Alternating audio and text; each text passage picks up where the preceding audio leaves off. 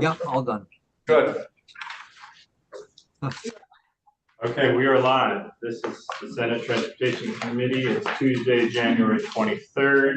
We're going to go through some bill introductions that are been sent here to Senate Transportation. So first we have Senator Williams. He's going to talk to us about his bill. So just really quickly, what the bill is, why you introduced it.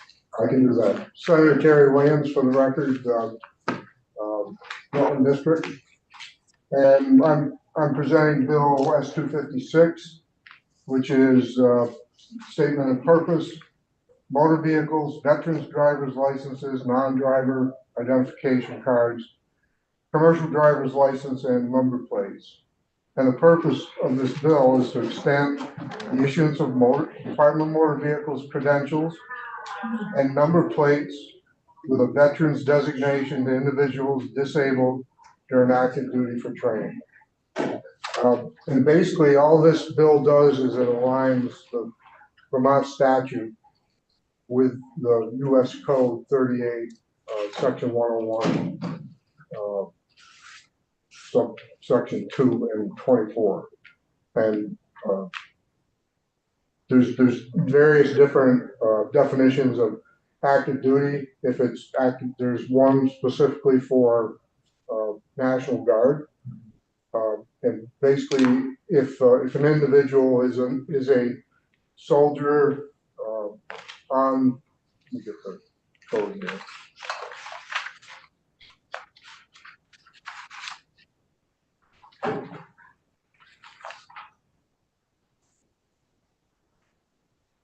Section 101, the term veteran means a person who served in the active military, naval, or air service, and who was discharged or released thereof under conditions other than dishonorable or authorized travel or to and from duty or service.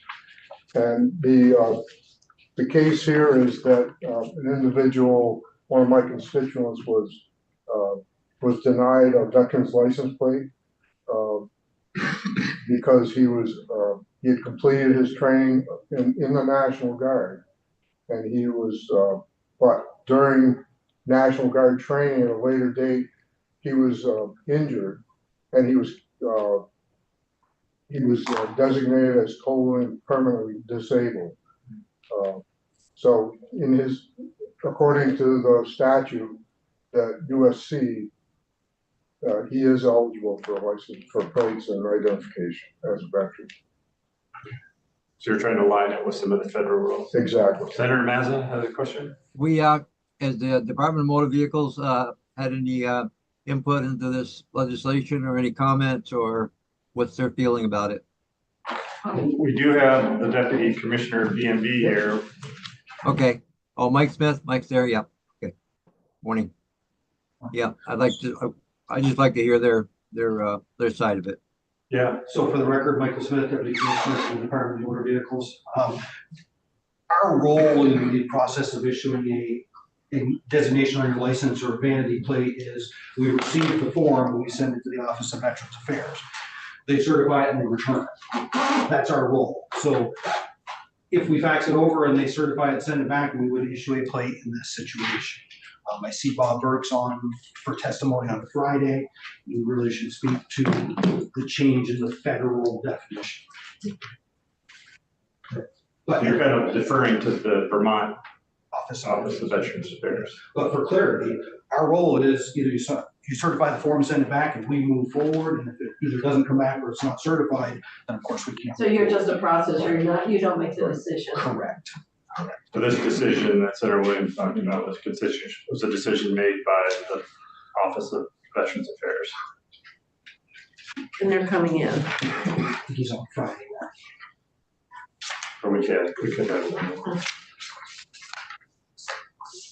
Oh, Bob Burke. Okay. On 256. Okay. Good. Yeah, we'll talk about it. And Okay. we understand the issue, I think. And All right. Thanks very much. and maybe you can tell Weeks that you can come in. Your chair didn't want to have both of you go at the same time. I'll be right. I'll just send him right down. Okay, thank you. All right, Senator. Thank you. Is this something we just decide to move forward, just go with the miscellaneous DMV bill. Right, and I kind of like having the Office of Veteran Affairs Make the make the determination. decision. Right.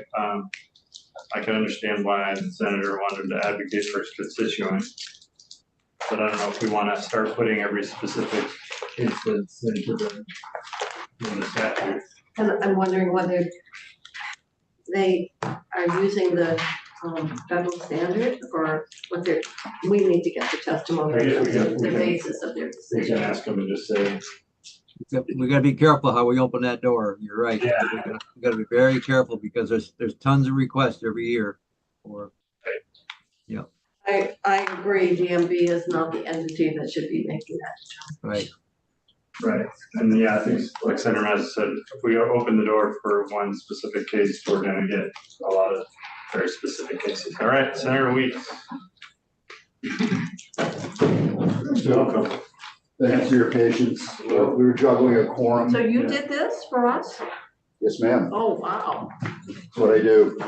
Try to give clarity. So everyone's got a copy. I believe if not, I've got paper copies. Yeah, and we have there and Okay, good. Thank you. So for the record, my name is Senator David Weeks, representing Rutland County. And I'm here to talk about a bill. It's my first bill. I've got to learn the ropes. So I've got some constituents who approached me and I thought I would raise this issue first to the Transportation Committee. So this is S-264, has to do with veterans recognition license plates. So on page 2, just a very little background. First off, my compliments to DMV, Department of Transportation, for recognizing the program that they already have existing for recognizing veterans. Very popular in the state. And what I'd like to say is that, like, every Vermonter has a story, but every veteran certainly has a story. And this prompts people to ask questions and allows the veteran to share their story. And again, thank you very much for what you do. So just a couple numbers. First, roughly 7% of Americans at some point or other in their lives have served in the military. So to put that in perspective, for Vermont, that's about 35,000 veterans alive in the state. And the thing which I think is relevant is, even though you're in the military doesn't mean you ever enter into a combat zone. Right. So roughly 10% of veterans, of all veterans, whether they're lifers or one term, only 10% actually go into a combat zone. So what I'm speaking to you about are awards that are recognizing those that go into a combat zone, but exceptional service. These are above and beyond the norm. The awards which I'm talking about are fully vetted by Department of Defense. I'm not trying to change interpretation or add to the code or anything like that. These are awards that Department of Defense have already recognized. They're already in the individual service members DD 214, which is essentially summary of a career. I tried to just to get a kind of a broad brush support from both from the parties, and that's why I didn't go nuts on it, but I wanted to kind of give you a sense that people recognize that veterans are Vermont veterans are very important to us. Okay, there's 2 goals in the bill. One goal is to add these 2 awards, the Silver Star and the Distinguished Flying Cross. The second goal is administrative, and I'll get into that in just a second. So for those that, so first we're speaking about section 2, 23 VSA 304, paragraph J, and the Silver Star is the 3rd highest decoration for valor in combat. It was established back in 1926. President Coolidge, first award was made by President Coolidge. Now 100 plus years ago. There's only in the U.S. maybe 80,000 awardees of the Silver Star over 100 plus years. So it's a pretty weighty award. All right. And it's taking the current program that DMV is again doing such a good job at And it's kind of taking the combat awards and going up one level. Really, that's kind of the nature of this. There are other awards that are higher than this. The numbers of veterans in Vermont that have earned those awards, you know, the numbers get, you know, they diminish. They get much, much smaller. The second award is Distinguished Flying Cross. This is for those that distinguish themselves with acts of heroism and extraordinary achievement while participating in aerial flight. So it's very much an aviator award. Established in 1918 at the dawn of aviation. And in addition to combat veterans, it's also awarded to some civilians and some outside of combat environment. And just to give you an example, Neil Armstrong, okay, who's a civilian. He wasn't ever a military member, but they awarded him Distinguished Flying Cross. Colonel John Glenn, which I know you all know, Chuck Yeager, the Wright brothers. Just to kind of give you an example of these are very weighty awards. So they're very intense environments and very relevant. The estimate, and this is hard to get from veterans groups, but the estimate of living Vermonters who have earned these two awards is roughly in the order of 200. So it's admittedly not a big number.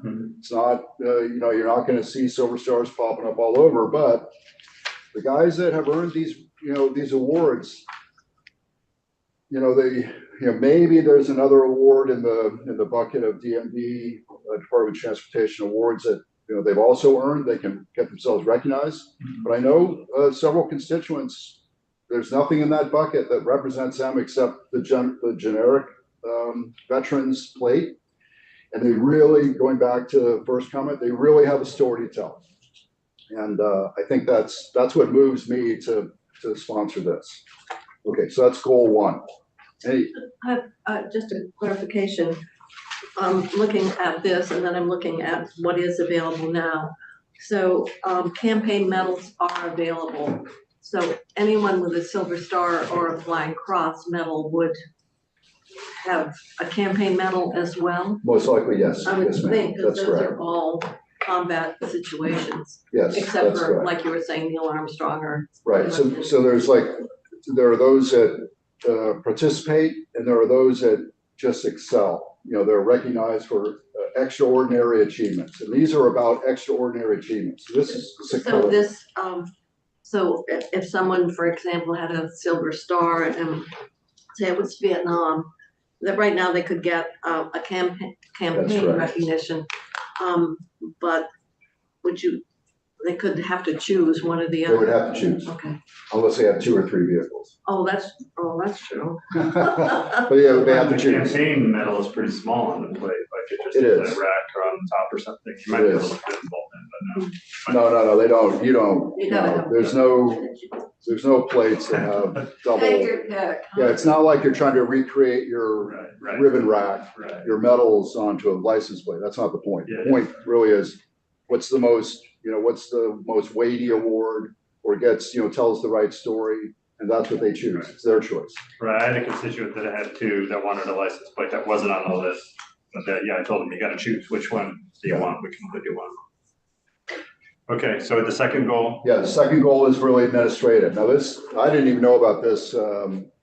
Office of Legislative Counsel highlighted this, and so we thought, okay, it's a worthy effort. There are all the awards on the left and right hand side of this page are offered by DMV. They're on the website now, they're active, okay? Some of them are codified in legislation and some of them are not.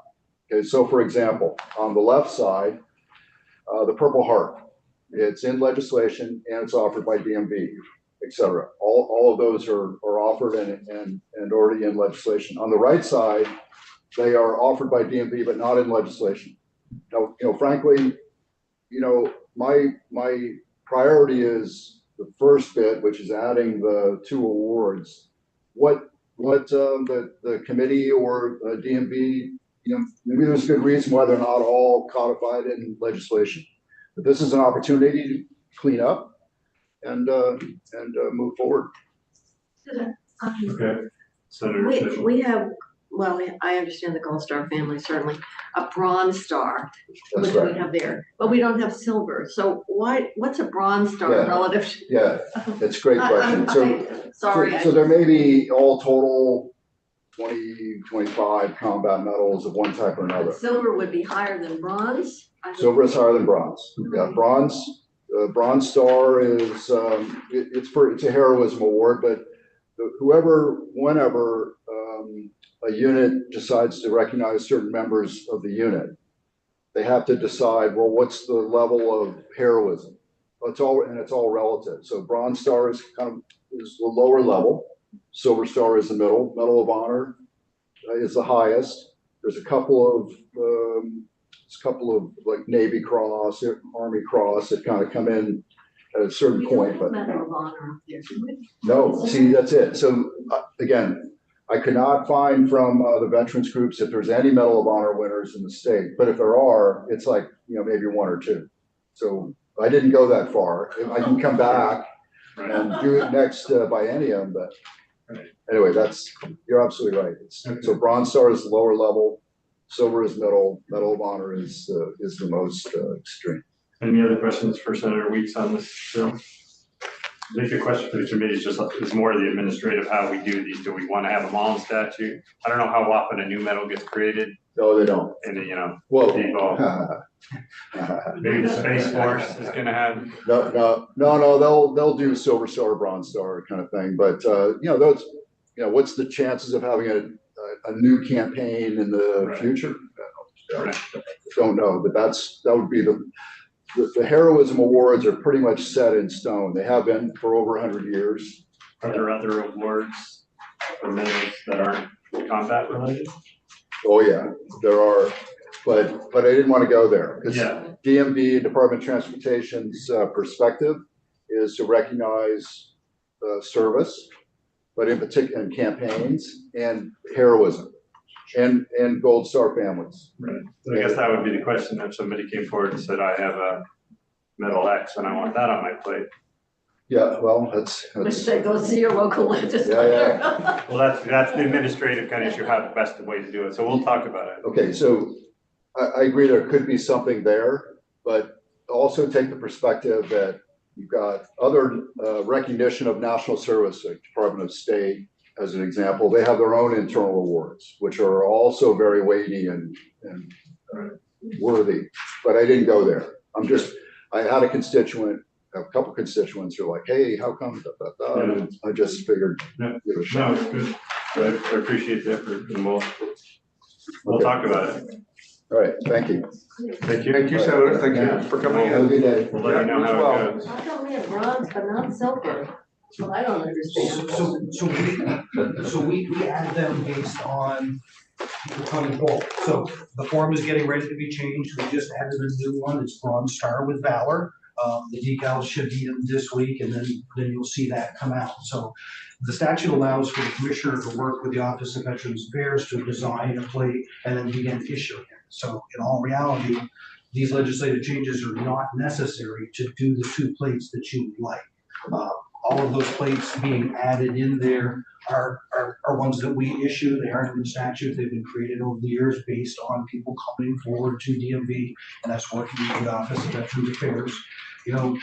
So you would do it without our instructing you to do so. You have the authority to do that. Correct. Is what you're saying. Yeah. But it sure would add a punch if you.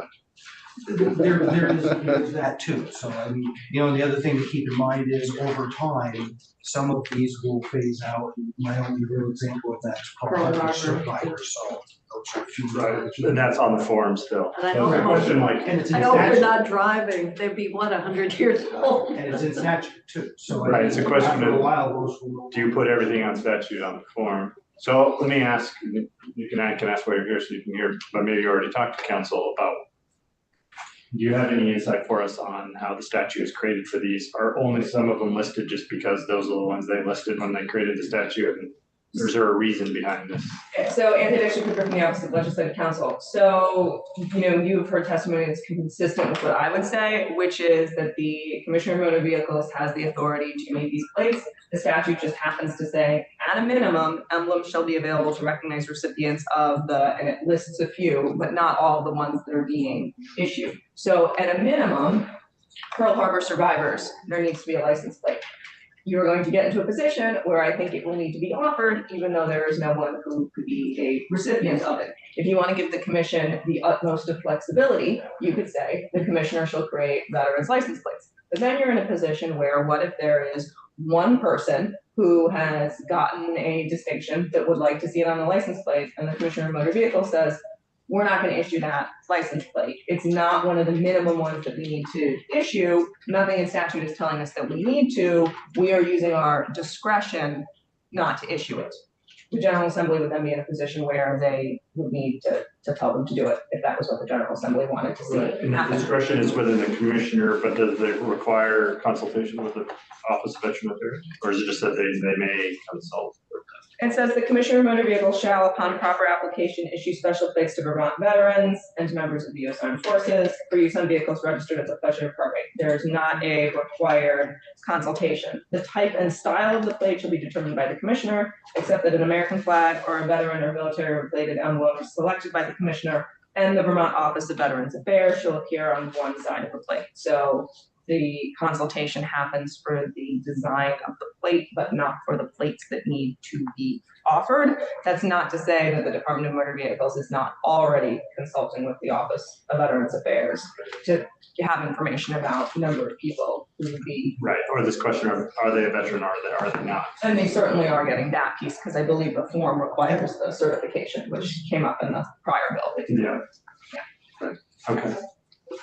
I mean, this is like what you were always struggling with Title 23, is like how prescriptive do you want to be? Sometimes, you know, you're saying it packs a punch to include it because then they need to do it, but then you're going to be back here 10, 20, 30, 40, 100 years in the future, and maybe Title 23 has sort of gotten stale, much like language that requires insurance cards to be printed on a certain thickness of paper. Yeah. To use sort of the most ridiculous of examples. Right. Okay, that's helpful. Any other questions, either for Weeks or council or for Deputy Commissioner? That are Mazza in? No, thank you. All right. Okay, good. Thank you. Thank you all. Appreciate it. Thanks, Sean. Is Martine also in your committee? Weeks? She is. When we get her. Yeah. Next. We're juggling quorum. Yeah.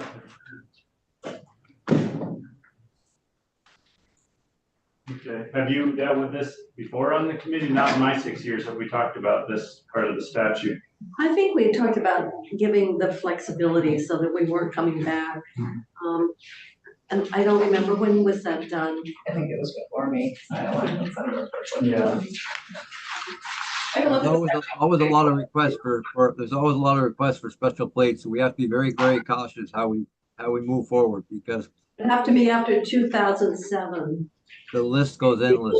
Yeah. Because I've been here since 2007. Right, and then it's kind of like, how do you decide? I mean, I guess we could make a line of saying on the combat medals or something like that. I heard there's a bill in there for store owners with Corvettes. I don't know. We might have some memory of the work that was done probably post 2007, but pre 2018. You'd go broke buying plates for them. Like, organizations that want to have a license plate, and they need to like provide a certain amount of money to the Commissioner of Motor Vehicles, and then they design a plate, and then a certain numbers are issued. The costs for the veteran plates are borne by the Department of Motor Vehicles, so it's a slightly different relationship between the individual or organization that wants a plate. The whole production of plates now is so different than it was. Welcome back. You can put it, you can write a regular. Yeah. You are. Wow. Okay, now we're gonna move to S-279. Senator Gulick is gonna talk about her bill about tinted windows on motor vehicles. Take it away. Good morning, everyone. Thank you for having me a second time in the course of 2 weeks. I appreciate that. So anyone who has ridden a bicycle on a road understands that there is a communication that happens between a biker and anyone driving a car. And it revolves around eye contact, sometimes a gesture, a nod, but there needs to be some kind of communication that I'm stopping, I'm going, I'm here, you see me, I see you. That's the kind of thing that happens when you have bikes and cars on roads. So this bill came to me from some constituents who commute from outside of Burlington into Burlington on a regular basis by, some of them by bike, some of them by e-bike. And they came to me because frankly, they were terrified. They had had a couple incidences with tinted windows that were so dark that really there was no ability to see a human being inside the car. And they had some close calls. So I was happy to take this up as someone who rides. I have had my own experiences that were quite alarming and scary. So I reached out to Ledge Council for some assistance, and it seems as though we quickly understood that there was some discrepancy between rule and statute, and that it was a little bit confusing. So we dove into this to try to clarify some of what happens, and I even reached out to some other folks for some guidance because it was a little bit confusing. So what this bill does, in a nutshell, is it prohibits dealers from selling, leasing, or exchanging motor vehicles with factory or aftermarket tint in the front windows or windshield, and requires the DMV to update the rules on dealers to include an administrative penalty for selling, leasing, or exchanging a motor vehicle factory or aftermarket tint in the front windows or windshield. It amends the prohibition on operating a motor vehicle with tinted front windows or windshield to apply to factory tint as well as aftermarket tint, and it requires the DMV to update the inspection manual to make factory or aftermarket tint on front windows or windshield a fail criterion. The act does not take effect until January 1st, 2025, which is to account for the time that will be involved for the DMV to amend the two applicable rules through the rulemaking process. That is the bill in a nutshell. And again, I said this the other day when I was talking about the other bill that I brought in here. As we think about transportation in the future, and as we think about making our towns and cities more livable and moving away from automobiles and toward other modes of transportation, I think it's really important that we look at how to keep folks safe who are using modes of transportation other than cars and trucks. And I heard this from pedestrians that they can't see the driver when they're, do you see me, before they want to cross the crosswalk. But even up another car, sometimes if you're in a four-way stop, you want to be able to acknowledge the person's in. Yes. Okay, thank you. Any questions? So what do we do with all the cars that have the deep tint windows? What do we do with them? Do we Yeah, throw them out? Throw them out, yeah, sell them to New Hampshire. I don't know. So that's a question that we had that are about the factory ones that are, if they're already on the roads. I think your bill would still allow for the medical exemption. Yes, it does. So I don't know if the ones that are on the roads that are factory. Right. Well, It's a good question, and we're here to solve problems. So I think if we all put our heads together, we can figure it out. I don't have a definitive answer for you right now.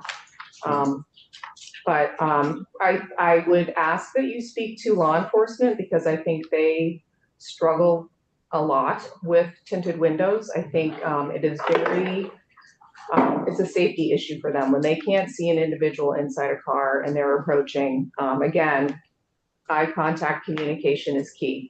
So I would ask that you bring them in as well. Isn't there, in the inspection now presently, before a car is inspected, is there some standards that the dealers must follow or the inspection stations must follow on the tinted glass? I know there's, you have to meet some sort of standard. You just can't put tinted on any part of the window. I think there's some standards now. Does anybody know what those are?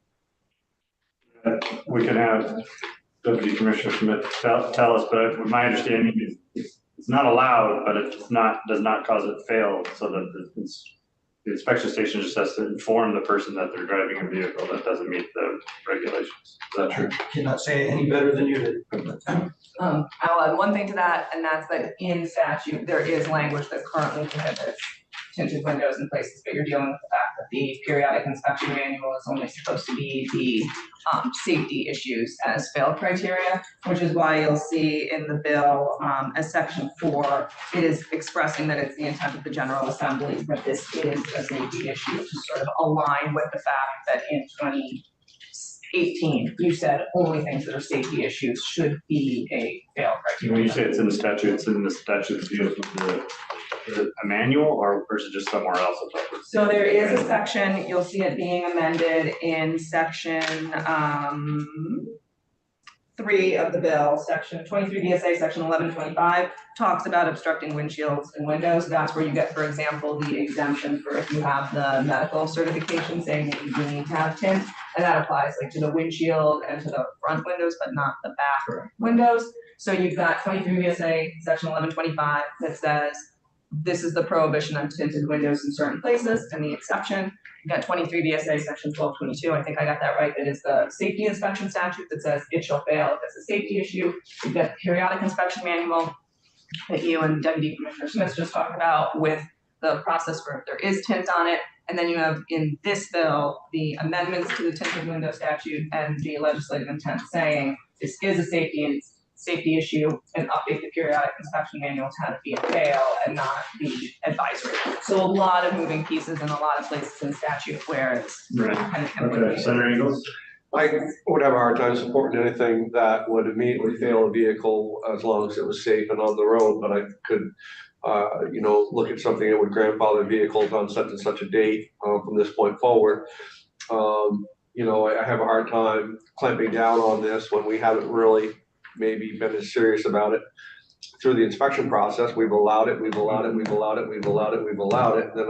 gonna nail it now. So I would want to see it either a permanent type situation or a grandfather from this point forward from any vehicle from this new age to a point forward. But as far as to ticket or to disqualify vehicles, especially from low-income families that probably don't have much option, I could be in favor of that. So from a drafting perspective, you could keep the prohibition on dealer sales. You could have a grandfathering in for the inspection fail piece. You don't know how administratively difficult that would be to, I guess you could link it to the model year and the factory tint piece, because then it's not something that's removable. But I think from a drafting perspective, you could draft language that would accomplish your goal. It would not be this bill, it would be this bill with a few modifications. Okay. All right, well, we will talk about it more and we'll let you know if we have any other questions. Thank you very much. Thank you. Appreciate that. Perfect timing. Oh my Wow. Well, we sit next to each other, so we're in sync. Yes, please. So we're gonna now turn to S257. And we have the lead sponsor here to tell us about it. So go ahead, unless you have any questions for us. I do not. So S257 is a relatively straightforward bill. I've learned the hard way to never call something a simple bill. Yeah. It is a bill that would limit certain types of what are now traffic stops to being a secondary enforcement stop in what were deemed sort of non-public safety traffic stops. And this is for two reasons. Statistically, traffic stops are the most dangerous interaction for police officers, as well as a place where we sometimes see pretextual stops and bias play out. And so really trying to create officer safety and create public safety by saying, and we have a workforce shortage. So this sort of eliminates non-public safety stops from what police officers need to be doing on a day-to-day basis so that they can focus more on public safety. There was a report it's a lengthy report from the Department of Public Safety and the Office of Racial Equity around this that came from a bill that Representative Colston and myself sponsored a few years ago when I was in the House. This is grounded in some of the recommendations from that report and is really a starting point for a conversation about what types of stops could be moved to secondary enforcement, where law enforcement could, if you have a brake light out, could send you a notice in the mail that says, hey, you have a brake light out, rather than stopping you for that. If you're doing 95 miles an hour for a school zone, absolutely you should be stopped. That's an immediate public safety concern. We're not trying to stop those types of stops, really just these types of stops that don't pose an immediate public safety concern for all of the reasons that I listed, probably some others too. What would you say to the family that lost somebody because the brakes weren't working and it created an accident that caused a loss of life? Was that a secondary enforcement, or is that a true tragedy? What would you say to a family if that was to happen? I guess I'm confused by the question around the brakes not working. I don't know how an No, if the officer would brake know lights- that in advance. If the brake lights weren't working and it created and then in the meantime, the officer didn't stop that vehicle, and that vehicle was to have caused an accident that caused loss of life. Is that a secondary enforcement, or is that a reason why we have the laws in the first place to make sure that the roads that these vehicles travel on are safe? Certainly, we have laws to make sure that roads are safe. And again, this would not be something that would not allow us to notify that person or even send that person a fine to have that fixed. It would simply be something, and again, the list of what we consider public safety stops and what we don't is certainly open to conversation. This was a starting point. Okay. And what would we say to the law enforcement that says that probably the number one thing of getting illegal drugs off the street or anything like that is because of secondary traffic stops where they were to stop somebody and then come to find out that they're carrying 1,000 bags of heroin?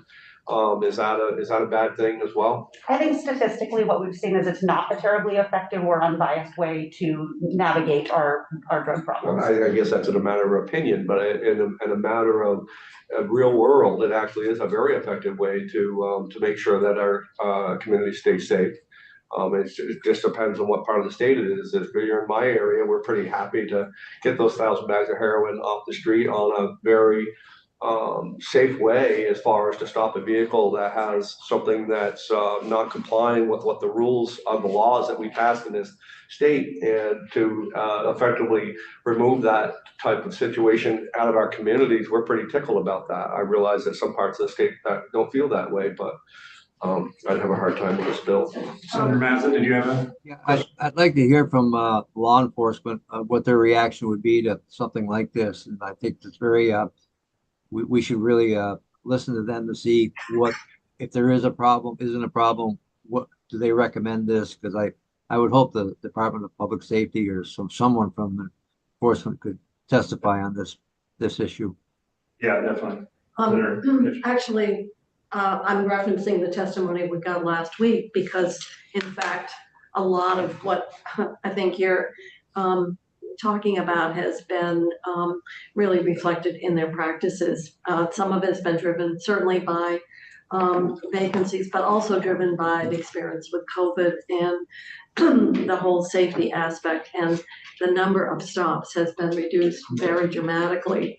And so they are really being much more strategic in terms of manpower and the circumstances, just as a matter of practice.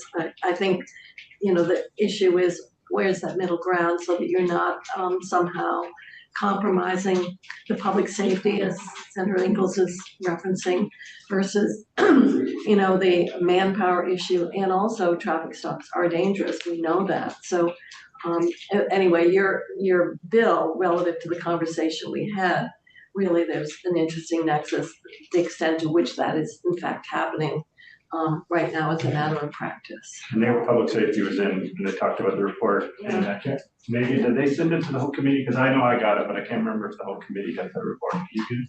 You asked me to send it to you. I can certainly send it. Okay, you sent it just to me. Correct. Because I think I also got it from Molly from public safety. To Senator Kitchell's point, one of the things I think you're right is this is happening in certain spaces, but without sort of deciding what should be a blanket secondary stop and a primary stop, they're still open to bias, and we know that.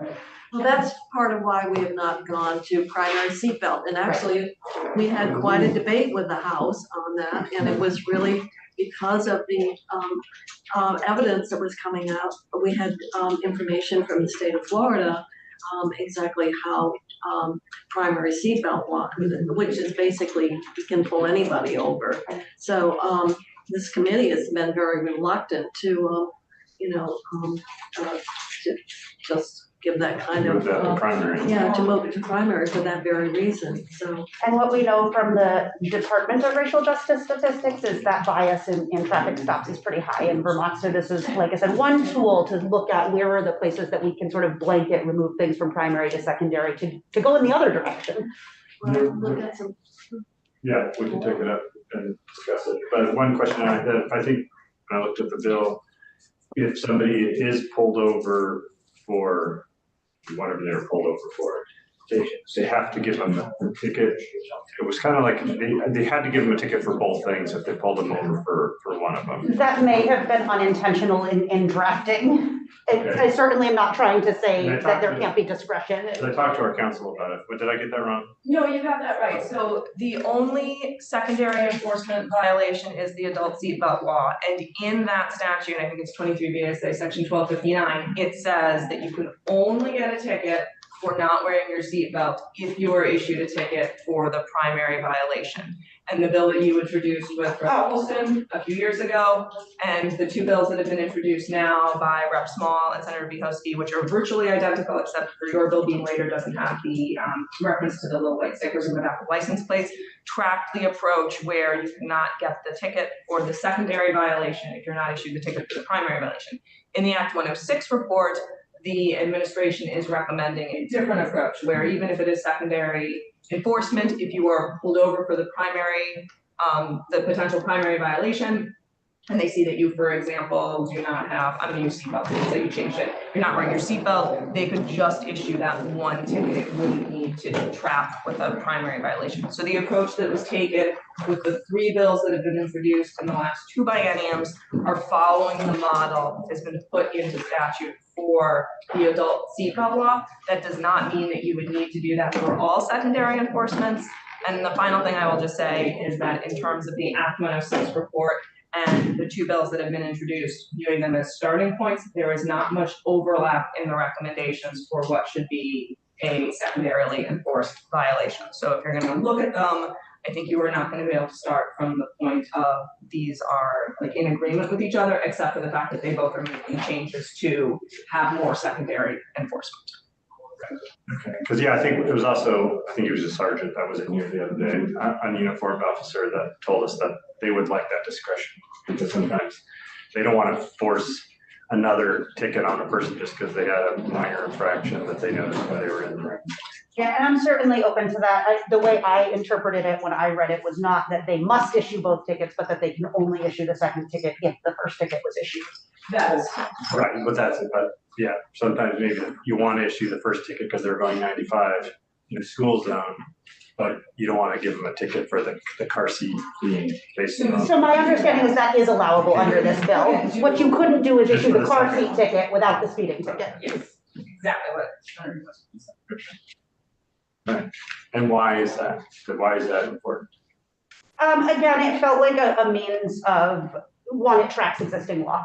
So that was kind of a primary space of that's what we did with seatbelts. When I think about that, it feels important to me, again, for that bias piece of just saying, you know, if you pull someone over for something more serious, you may then choose to issue the secondary ticket. If you pull someone over for something more serious and are friends with their dad, you can't be like, I'll just give you the seatbelt ticket. So really just sort of like navigating a system. And again, it just tracks current law. So it would be perhaps interesting to go back and look how that was decided for the seatbelt law as it is now. Okay. Any other questions? Great, well, thank you. Awesome, thank you. Have a wonderful day.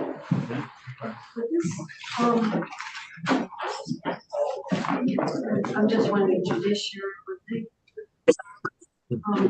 This as well. So in the House, this was, so Representative Small introduced her bill last year. Senator Biehoski's bill is a companion bill, except for that one change. On the House side, it was introduced, referred to House Transportation, and they asked that it be recommitted to House Judiciary. On the Senate side, it was introduced and referred to this committee. Thinking back to the bill that became Act 106, that was introduced, and I believe it ended up being worked on primarily by House Government Operations. And the report that stemmed from the Act 106 did not have the report going back to your Government Operations committees. So I think there is some overlapping in jurisdiction.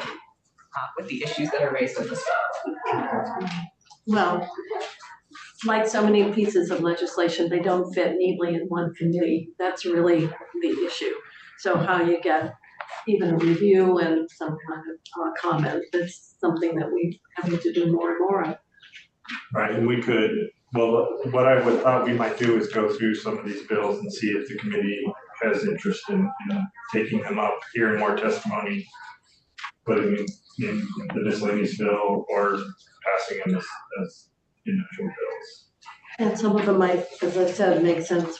We put them into the one BMB bill. Right. Or we can ask, hey, we'd rather have judiciary take this up if they have interest in it. So of the bills that we heard today, we have the 2 license plate bill. S56 was the first one. That is the one that, does it deal with other things other than the definition of a veteran being somebody that was in training, or that's the only? It just makes it in a number of different places because it has implications for whether or not you're a veteran for your driver's license or for license plates or things like that. So that's why it is a 7-page bill as opposed to. Because it's just doing that. It's the same change, the reference to, I think it's 38 USC section 10124 is just added in all of the statutes where it's talking about what it means to have been an active duty. Okay, do people want to hear more testimony on that? I would, and I think that would be what we would hear from the Office of Veteran Affairs. I think we should hear from the Yeah. office. And does DMV want to formally testify on it, or have you already said kind of what you? You don't want to change your role. Okay. Okay, well, we can hear from the Office of Veteran Affairs, how they feel about that and take that. But if there's any other witnesses folks want, we could do that. So what, the second bill that Senator Weeks had, 264, if people want to, we'll already have the Office of Veteran Affairs in there, so we can definitely hear what they think on that. Same people, right? Yeah. Yeah. Unless there's some other veteran groups that I don't know if the Office of Veteran Affairs sometimes differs with other veterans groups. How expensive is it to make a plate? So the plates are already made, it's the decal. Right. So it's really not super expensive.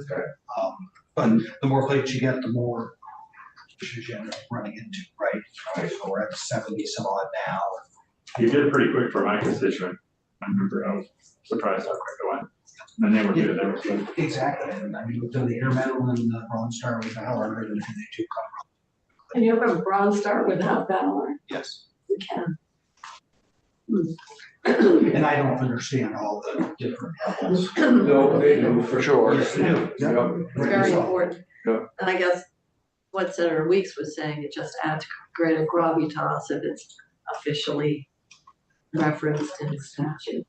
I mean, the other thing you can do is instead of taking statute, amending it to match what's currently offered, and then add the 2 in that his first goal was, you could strip out any at a minimums and just leave it fully to the discretion of. This was like maybe have them all in there, have none of them in there. It's kind of. Yeah, From a drafting perspective, you could maintain the status quo. It says at a minimum. It's a minimum. It doesn't mean these are the only ones that can be issued. You could strip all of the named ones out, just have it be full discretion, or keep full discretion and have the minimums match what the minimums are today. I understand that, but I think at least his testimony was that there was importance in having the reference, because oftentimes it's a lot better to just go to discretion and not have to keep worrying about cleaning up the statutes over the years. Right. And my guess is they don't really care about it being in the statute, but they want to see it on the form. And I'd be interested to synchronize with the federal code that I think they referenced a couple of times, so if ours could, at a minimum, have the DMV recognize. Yeah, could we reference the So, federal code? Or I don't think because the federal code is not dealing with license plates, which is an exclusively state issue, the federal code is dealing with who meets the definition of these different iterations of veteran active duty. the testimony about matching federal code had to do with who is eligible for the veteran designation and then what ends up being reported on the DD 214. If you were gonna have questions about the federal definitions around veterans, you're gonna wanna hear from my colleague Damien. While I will know more about like the license plate process, I will not be the person you can talk to, much like Deputy Commissioner Smith is saying, don't ask me who a veteran is, ask the Office of Veterans Affairs when they're certifying the form. Damien probably can give But we you could reference about the code about which metals, like if there's a I mean, you metal in could the say, code. at a minimum, any designation of federal code, if they are in the federal code, must be offered by the DMV. You're then taking away their discretion, taking away the need to list something, tracking federal code, but I can't tell you that they're all listed in federal code. That might get us down a path that we're not Yeah, prepared to go, to be Okay. honest. Did you have a consideration? No, I'm sorry, Okay. no, apologies. Okay, well, we'll hear from the Office of Veteran Affairs, and that'll probably take us along, at least take us to the next step, then we can decide at that point. So the vehicle tint, 279, how do people feel about that? If it's aftermarket, can you remove it? Aftermarket, you can. Because there's a lot of aftermarket. What I'm concerned about is the used car market. Right. Because if these vehicles are being purchased in auctions that are held all over New England and brought back into the Vermont market, then basically we are constraining the. How common is the I don't- factory? I don't know. I think we have to. I think the factory even has, correct me if I'm wrong, Deputy Commissioner, I think even the factory has a standard of what they allow. There's a certain percentage. Right. There's a word for it. Because I assume the ones that I see that I just personally don't think are safe are the super dark ones that are always like black. You can't really see in at all. And I'd assume the factory ones are not like that, but I don't. I don't believe so, and I don't know if there is the ability to say, because we have the medical waiver, and I don't know if there's situations where, based on your medical needs, maybe you need 95%, choose it's 95%.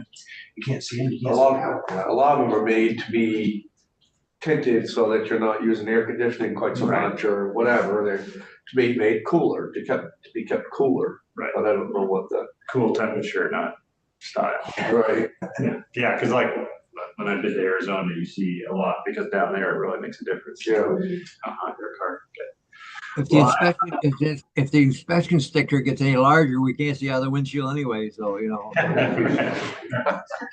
We should tint that. We should try to tint that so it's not so bright yellow. Yeah. That takes up the whole corner of the windshield right now. So I don't know. Who Well, designed you're that? gonna make it smaller. Did not the commissioner say that? Yes. The other question that I have, which is going right out of my brain, What about tinted windows? yeah, Your brain's tinted? yeah, my brain is, oh, no. Are there other instances, normally inspection is around the vehicle, it's the safety of the vehicle itself. Are there instances where the inspection is for safety this is safety of the vulnerable user, et cetera? Is there a precedent where inspection extends beyond the safety of the vehicle?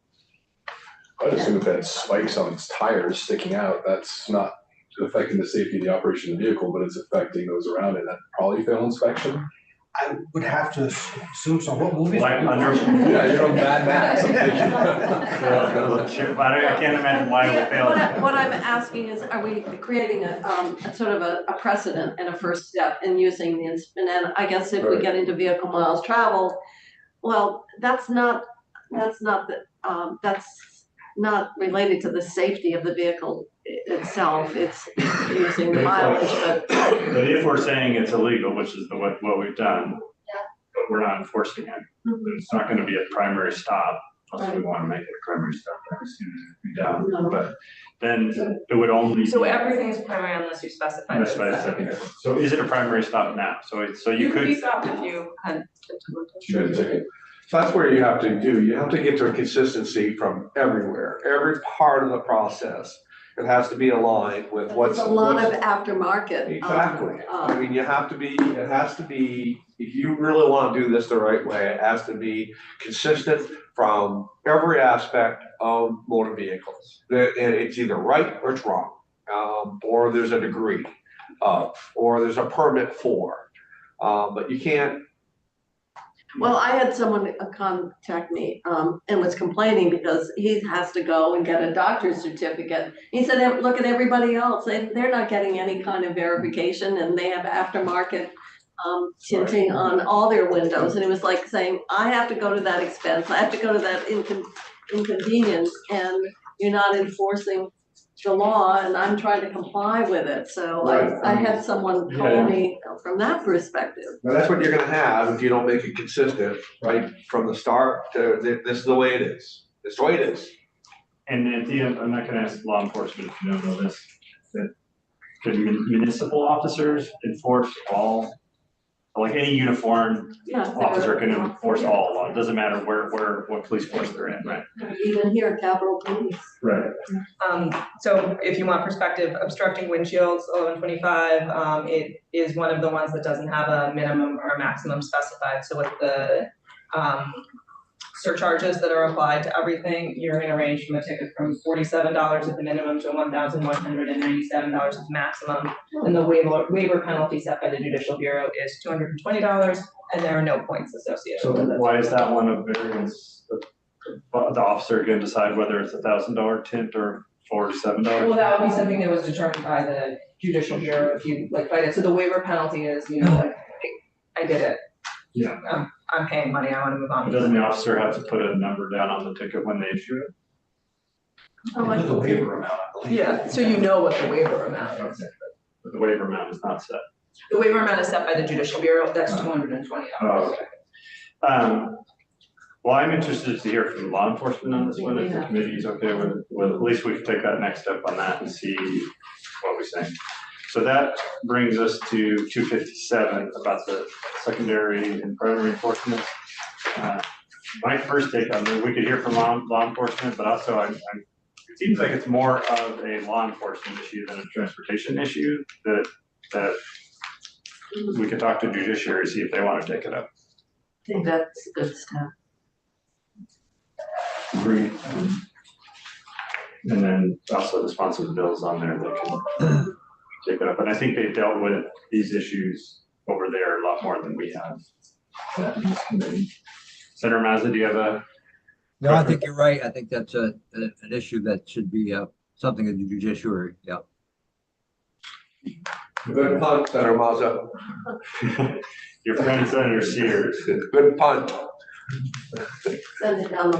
Punted it right into the judiciary. Well, I don't know how we can, have some laws about that. We don't get some opinion from from judiciary. So the other thing that we have the sunscreen and car seat safety bill. So we are gonna hear more testimony just on the car seat safety part of that. And think about putting it in the DMV bill. And putting in the DMV bill, which I think we can do. And refer the committee, we could refer back to health and welfare on sunscreen. Yeah, that's, so, I was gonna refer the bill back formally, but Senator Lyon just said, just give me the language, I'll add it to some other bill. She thought she'd have a place for adding the sunscreen. Wasn't she a sponsor of that? She, So why didn't she have the language? well, I don't know, she just asked me to give her the language. I So she see. does, I think it was more like, so she doesn't forget about it. Oh, okay. Yeah, she was a sponsor, and I think they added the sunscreen part because they thought that would make the bill go to a committee, and that didn't. The plane coordinate system, we're gonna hear from John, which rural American founding father we're hearing from, is it John Adams? Yeah. Uh-huh. So we can, It's from GPS. yeah, it's just about we're gonna hear from a couple witnesses there just about that. So I think that is everything. Is there something else up there, Megan, that I'm forgetting about? No, I don't think so. It's too far. Did you talk about 210?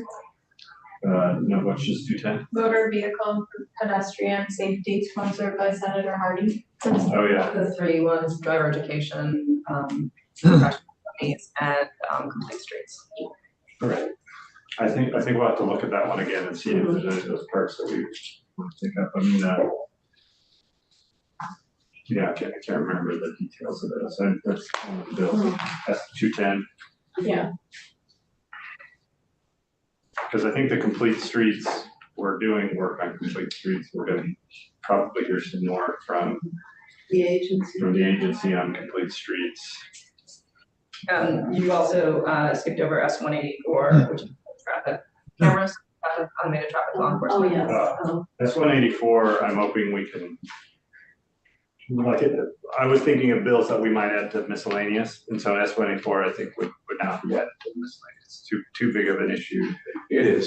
Kind of That is fit a in there. big conversation. Yeah, so I think I've been thinking about that. Out of all the ones we talked about, I've been thinking about that one and privacy and the rights of people to be honest with you, to break the law or get caught or whatever it is. And yeah, it's just, that's a huge issue.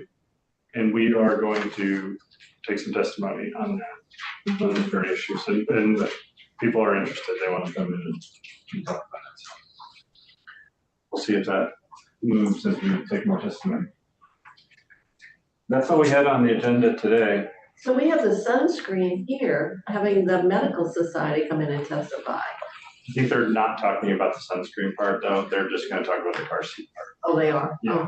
Oh, all right, I just wanted to be, We've asked them to hold off on their Okay, opinion all right. on applying sunscreen to children in school. I think it should go to education. When I read the bill, I was surprised it didn't get sent to education. Okay, any other questions or comments about our agenda the rest of the week? Yeah, we were just gonna hear about the car seat from a couple people. Because I was hoping we could, do we could put the coordinating system about our longitude and latitude in the miscellaneous bill, but it doesn't really pertain to miscellaneous DMV, so we could just pass it as a. I think we should just pass it. It really is kind of unique. I think probably something that's pretty non-controversial and Yeah. just gets us up to, So if we have, at the end of the week, we're just, since we asked for the report, I kind of feel like when we ask people to do reports, we should take it upon ourselves to hear about it. Maybe we would ask for less. what report are we at? This is the report on rates for electric vehicles Oh, yeah. from the PUC, so we're gonna have them just come in and say, where are we with the rates on electric vehicles? Is there anything that we wanna do differently? And I think it's an annual report. It's a multi-year report. I think it was 3 or 4 years. They're supposed to look every year for 3 years as they roll out those. It does not continue in perpetuity. Okay, that's good.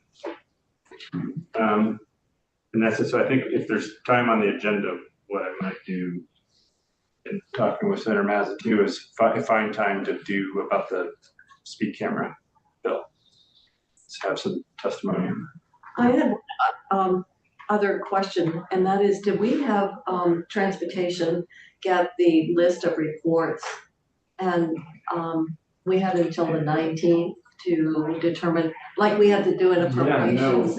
Did transportation get any Not that I'm aware of. request to review them? There's only one that falls under the sunset for the 5-year piece, and it's related to automated law enforcement. It's the ALPR statutes, the automated license plate recognition system. So there's a report that's Oh, I required. know, and we have, Essex County does it, and then. And I actually think the reason why they haven't been issuing the report is twofold. One, I don't think it's being used except for, is the DMV still using it in read-only mode? So I don't think they're being used at all. And because the report has hit its 5 years, but I think you will, if you do anything with the traffic cameras for purposes of Right, enforcement then we violations should of do road it there. zones, you'll address it there. So that report can just sunset then? I mean, it would not be required because it is like sunset, You also already need to deal with the sunset of 1607 and 1608 this year anyway, because the two statutes themselves sunset. If you let them sunset, it's back to being an unregulated technology, which might not be a problem if they're not being used anyway. So that's like a secondary conversation to have. If we're not gonna say, law enforcement, you can use this technology in conjunction with the ability to issue tickets, do you wanna have it be unregulated? Do you wanna continue the status quo of 1607 and 1608 existing? So I would say that those are sort of part of the same. I get a rash when you say unregulated. That's what it was beforehand. Right. Like, when they were being used, you were By law enforcement. Yeah. But the private sector, like we heard testimony the other week that some private sector people use it. They're not connected to DMV, so they don't get all the data, but they could just collect the data, license plates that they pass by. Kind of look at the statute more closely. I don't know if we care or not. I've never looked at it from the perspective of it being used. They said that tow trucks have them on there and then collect all the data and then sell the data to data brokers. But all it says is where the licensed car was and which direction they were going. Oh. But that's valuable data, I guess, for somebody. I don't know. But they can't get it here, they have, That's what they said. Yeah, I don't know. You represent the tow trucks, don't you? No. they have cameras then that are collecting? I guess so. That's what. Well, actually, all public safety said. these dashboard cameras, you know, that capture accidents and stuff, they probably Yeah. They could easily do that. But they would just know the number. They couldn't get from you, Mike, any other. With just a license plate number, but somebody from the general public can't access to that database that the insurance companies access. No, not at all. You'd have to, so we're governed by the Driver Privacy Protection Act in order to release any information, and you would have to qualify for one of the, I think it's reduced now to 8 different variations of why you have to for that data. Like insurance companies, private investigators. Private investigators are eligible for it, but the process changed a few years ago and they now need to come in. They don't have access to the system. Each request is handled individually. And they have to have proof showing that they have been hired by or ordered by a judge to. Right. And they have to come and sit down at your terminal or? We don't have a terminal, they go into the office and interact with staff. So there's no unfettered access anymore.